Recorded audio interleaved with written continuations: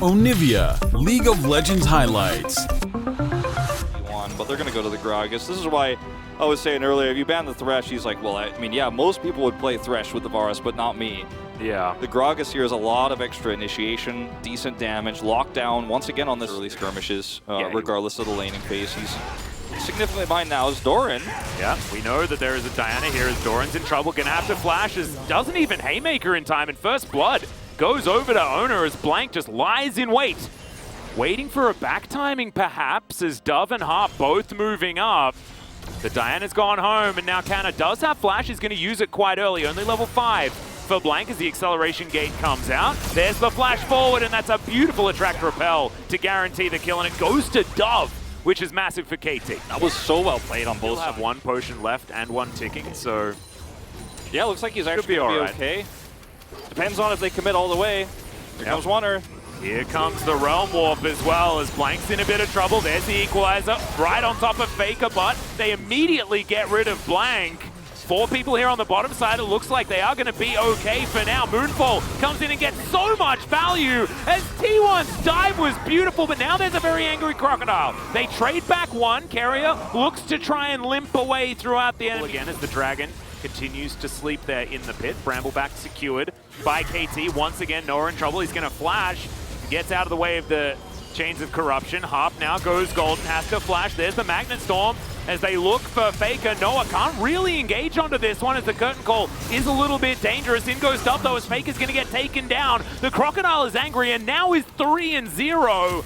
As Carrier has absolutely no mana, avoids one of the harpoons but can't avoid the second. Here's the curtain call. Owner now in trouble as KT, they may have started to come online. Dove looking for Carrier, gonna get closed in on by 3 members. And T1 just collapsed beautifully. A bit of a positional mistake there from Dove. I mean, it's a heck of a lot of sense. And now they have themselves, you know, close to a, getting towards a 4,000 gold lead. And at 15 minutes, that's brilliant. But this might change it as Carrier's in a whole host of trouble. So much CC available from KT. And the Gragas, no way of getting out of this one.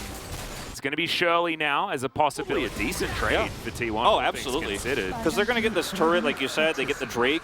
And it's only the first one. I think it could have been the second one if things had gone a little bit different. But either way, it's still a massive advantage for them. And this Rift Herald here isn't going to be used.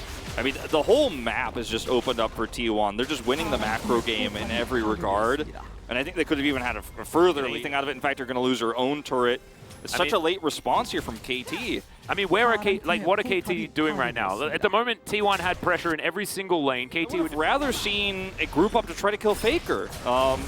But instead, they're going to look for Kana now. They are instead going to kill Kana. He is well and truly unable to be in this part of the jungle.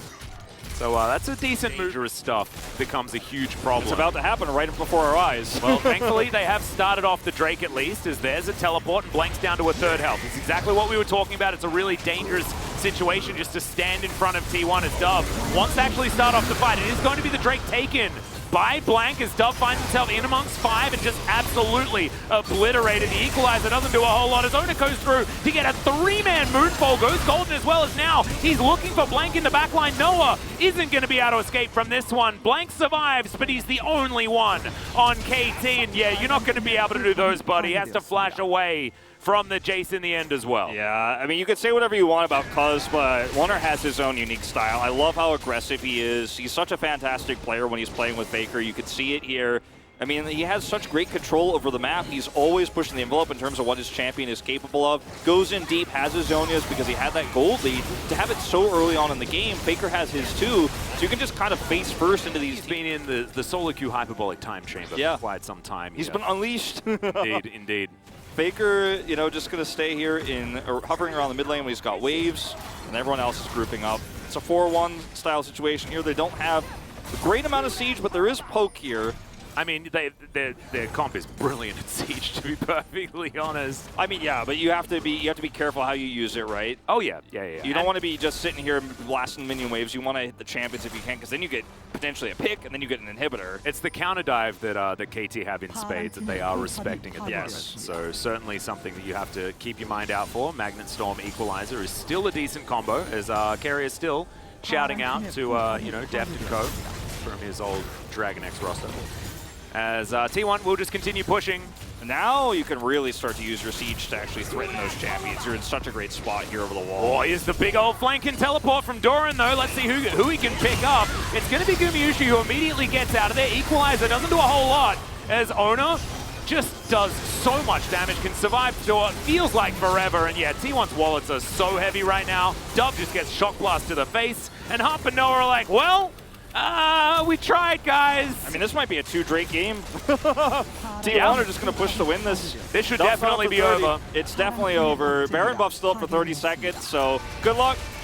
Lower the curtain. I think this show's over. I think that's what the curtain call means in this particular game. T1 making a bit of a statement here in this game. Is the telecom war often exciting? It went to 3 games last time around, but this first game's making it look pretty comfy for T1, as Noah's going to Gale Force himself in and take down the Varus, but he'll pay for it with his life. The Nexus goes down and T1 obliterate KT in game 1. Big threat.